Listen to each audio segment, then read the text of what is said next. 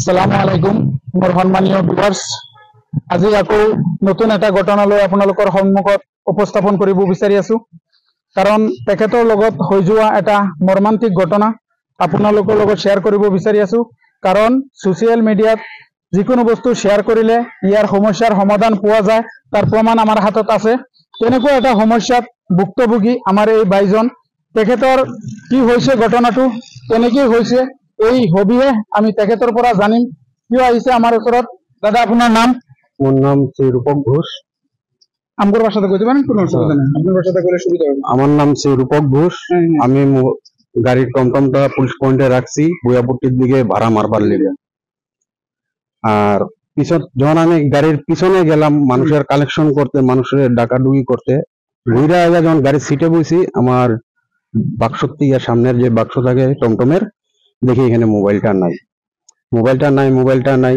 পরে আমি গেলাম থানাত গিয়ে আমি দরখাস্ত দিছি। পরে থানার থেকে আমার কাগজ দিছে সিম বার করে লাইতে, আমি সিম বার করে আইনা রাখছি। তারপরে খবর পাইছি কিছুদিন খবর আইতাছে না কিছু না। তারপরে ঘটনাটা হয়েছে মোটামুটি আজকে মাসখানিকের মতো। আমি বহুত অপেক্ষা করার পরে খবর লইতে পরে একজনে কইলো যে স্যারের কাছে যাও, স্যারের সমাধানটা দীক্ষা দিব। তখন আমি আরেক স্যারে ধরছিলাম। প্ৰিয় ভিউৱাৰ্ছ, তেখেতে যিখিনি কথা কৈছে আপোনালোকে সকলোৱে বুজি পাইছে। তেখেত হৈছে এজন টমটম ড্ৰাইভাৰ। আমাৰ বহুতো দুখীয়া মানুহ। তেখেতৰ এটা মোবাইল টমটমত লৈ পেলাই ভাড়া খুজি আছিল। পিছফালে সন্মুখৰ পৰা মোবাইলটো নাইকিয়া হৈ গৈছে। মোবাইলটো নাইকিয়া হৈ যোৱাত তেখেতে বহুত মৰ্মাহত হৈ গৈছে, বহুত বিচাৰিছে। যিজন কাষ্টমাৰ আছিল তেখেতে সকলোকে সুধিছে, কিন্তু মোবাইলটোৰ কোনো ধৰণৰ ৰিপৰ্ট পোৱা নাই বা কোনেও লৈছে বুলি তেনেকুৱা কোৱা নাই। তেনেকুৱা অৱস্থা হোৱাত মোবাইলটো নোপোৱাত তেখেতে উপায়বিহীন হৈ পেলাই থানাত গৈ মিচিং ৰিপৰ্ট দিছে। থানাত মিচিং ৰিপৰ্ট দিয়া তেখেতসকলে কৈছে চিমটো উলিয়াই আপোনালোকে চলাই থাকক। পাছত আপুনি যে এইটো কাগজ উলিয়াইছে, এইটো কেনেকে উলিয়াইছে? এইটো মোৰ বন্ধু এটা আমাৰ গাঁৱৰে আছে, কছাৰী ল'ৰা। তাৰ এটা বন্ধু আছে ক্ৰাইম ব্ৰাঞ্চত থাকে, কাৰ্বি আংলং বুলি সি কৈছে যে তোমাৰ কিবা প্ৰুফ আছে নেকি মোবাইলৰ? মই কৈছো যে আছে, মোৰ মোবাইলৰ বাকচও আছে। তেনেহ'লে বাকচটো লৈ আহিবা। এইটোত MII নম্বৰ কিবা এটা নম্বৰ মোবাইলৰ বিষয়ে থাকে, মই ইমান নাজানো।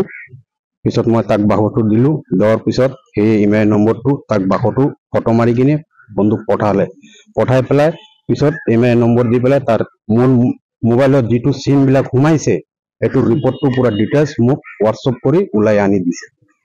ঠিক আছে, বহুত ডাঙৰ এটা কথা কৈছে ভাইজনে। দেখা তেনেকুৱা হলে কিন্তু কাম বহুত ডাঙৰ কৰিছে। যেনেকেই হোক বিচাৰি গৈ পেলাই একেবাৰে ক্ৰাইম ব্ৰাঞ্চলৈকে গুচি গৈছে। কাৰণ তাত EMI নাম্বাৰ দি, মোবাইলৰ EMI নাম্বাৰটো দি পেলাই তেখেতে এই ডিটেইলছ উলিয়াইছে চুৰজনৰ। মই চুৰজনৰ উদ্দেশ্য কৰি কথাটো ক'ব বিচাৰি আছো। আপুনি এই বাইজনৰ মোবাইলটো যদি আপোনাৰ ওচৰত আছে আৰু মোৰ ভিডিঅ'টো যদি আপুনি চাই আছে, আপুনি দয়া কৰি তেখেতক মোবাইলটো দি দিব, নহলে মোক সমজাই দিব, মই তেখেতক সমজাই দিম। আপুনি বাচি যাব নোৱাৰে, কাৰণ ইয়াত সম্পূৰ্ণ ৰেকৰ্ড আছে। দেউতাৰ নাম আছে, নিজৰ নাম আছে, আপোনাৰ ফটো আছে, ফটো সহ এড্ৰেছ সহ মই ভিডিঅ'ত দি দিম। গতিকে আপোনালোকে যদি মোবাইলটো পাইছে, মোবাইলটো সমজাই দিব। ভিডিঅ'ত তেখেতৰ নাম্বাৰ দি দিম, যোগাযোগ কৰি মোবাইলটো সমজাই দিব। আৰু যদি তেনেকুৱা আপোনালোকে নকৰে, তেতিয়াহ'লে যিখিনি দেউতাৰ নাম আছে, এড্ৰেছ আছে, সবখিনি আমি ভাইৰেল কৰিম লাহে লাহে। যদি আপুনি আপোনাৰ ওচৰত গৈছে, আপুনি চুপচাপ তেখেতৰ নাম্বাৰ দিয়া থাকিব, ভিডিঅ'ত তেখেতৰ নাম্বাৰত যোগাযোগ কৰি মোবাইলটো দি দিব।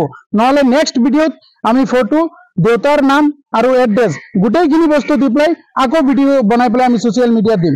মান সন্মান বচাবলৈ যদি আপোনালোকে বিচাৰে, তেতিয়াহ'লে এই দুখীয়া বাইজনৰ মোবাইলটো আপোনালোকে উভতাই দিব। এইখিনি আছিল। ধন্যবাদ।